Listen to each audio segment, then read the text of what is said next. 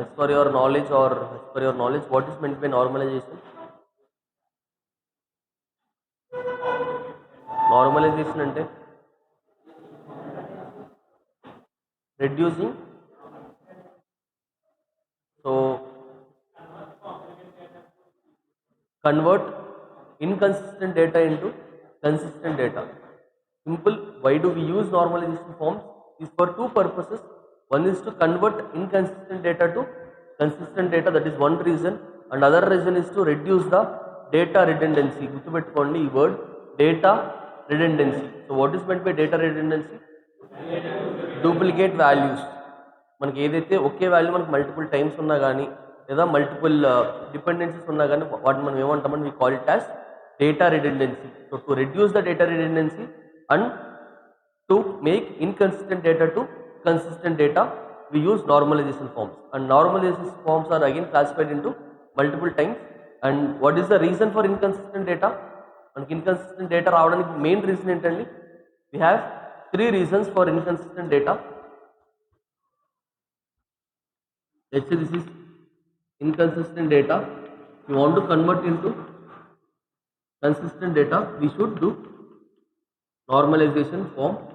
See, I have said one reason is data redundancy, to convert inconsistent data to consistent data. There is also one more reason. Other reason is to break down the large amount of data into small parts. Break down the large amount of data into small parts. So let's say I have 1000 tables. Sorry, 1000 columns ఉన్న ఒక table ఉందనుకోండి. 1000 columns ఉన్న tables మనం అర్థం చేసుకోవాలంటేనే మనకి చాలా time పడుతుంది. So దాన్ని మనం ఏం చేస్తాం, divide them into different parts కింద మనం బ్రేక్ డౌన్ చేస్తాం.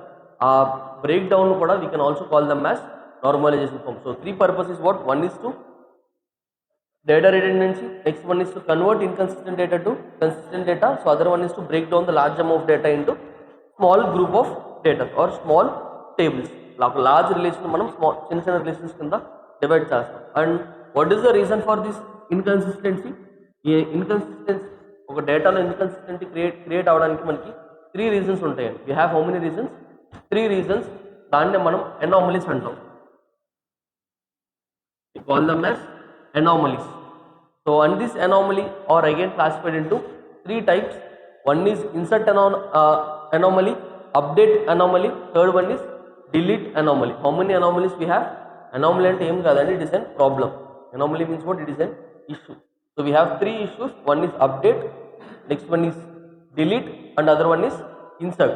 So we have three problems. So to overcome these three problems, we go for normalization, then it will become an inconsistent data. ఈ three problems ఉండడం వల్లనే data ఏమవుతుందంటే inconsistent కింద వస్తుంది. ఎప్పుడైతే మనం నార్మలైజేషన్ ఫామ్ చేస్తామో then it will become consistent data. So what is meant by delete anomaly or update anomaly or insert anomaly? In someone, I think ఆ రోజు చెప్పే ఉంటాను, insert, delete and all this. See, insert anomaly will occur when you are trying to insert data which is not present. Remember, insert anomaly you will get when you are trying to insert the data which is not present. At the time you get insert anomaly. It is an issue, or you can call it as a problem. So when you get delete, when you are trying to delete a column or when you are trying to delete in data which is not present, లేని దాన్ని మనం delete చేయాలనుకున్నా, లేని దాన్ని మనం insert చేయాలనుకున్నా, we get two anomalies. Okay, and when do you get update anomaly? మనకి update anomaly ఎప్పుడు వస్తుందండి? When you actually want to update an data but it is already connected with some other attribute or some other object, అలాంటి టైంలో ఏమవుతుందంటే you cannot update the information. మనం ఏదైతే ఒక యాట్రిబ్యూట్ని మనం అప్డేట్ చేయాలనుకుంటున్నామో ఆ దానికి మనం వేరే దాంతో మ్యాప్ చేసినప్పుడు ఏమవుతుందండి, with that mapping you cannot update the attribute. ఆ మ్యాపింగ్ అనేది ఫస్ట్ కట్ చేసిన తర్వాత మనం అప్డేట్ అనేది చేసుకోవాలి. ఓకే, సో ఆ క్లాసిఫికేషన్ చేయడానికి మనం నార్మలైజేషన్ ఫార్మ్స్కి వెళ్తామండి. For the main reason is that for that classification will go for normalization forms. So next concept వచ్చేసరికి అర్థమైందండి. నార్మలైజేషన్ ఫార్మ్ అంటే మనం I'm not going very deep, but I'm just giving the over you. మీరు ఏదైతే PDF ఉందో, once you read the PDF will understand. But I'm telling the concept. See, I cannot read each and every line and I cannot explain. That you don't expect from me. I'll just teach the concept. ఏదైతే ఉంటుందో that you read. So next you have concept of functional dependencies.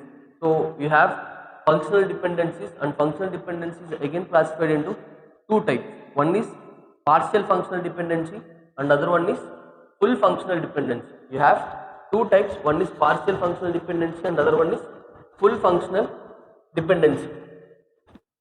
So see, how do you define, అనిపిస్తుందండి మీకు? How can you define functional dependency? The attribute of one relation depends upon the attribute of other relation.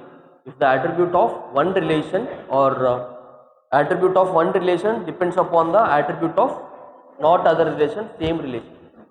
Attribute of one relation depends upon the attributes of the same relation, then you call it as functional dependency, not other table. See, let's say we have one table.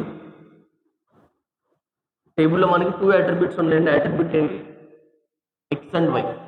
So మనం ఏం చెప్పుకున్నామండి? The functions of one attribute depends upon the functions of other attribute.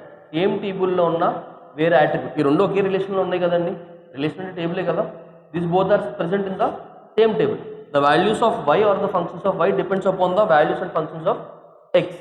So the definition ఏంటి? The values are the functions of one attribute depends upon the values of other attribute. మనం ఇక్కడ వేరే table అని మాట్లాడుకోవట్లేదు. We're talking about the same table. So how do you define the values of X? ఎక్స్లో ఉండాల్సిన values దేని మీద depend అయి ఉంటాయండి? వైలో ఉన్న వాల్యూస్ మీద డిపెండ్ అయి ఉంటాయి. ఎక్స్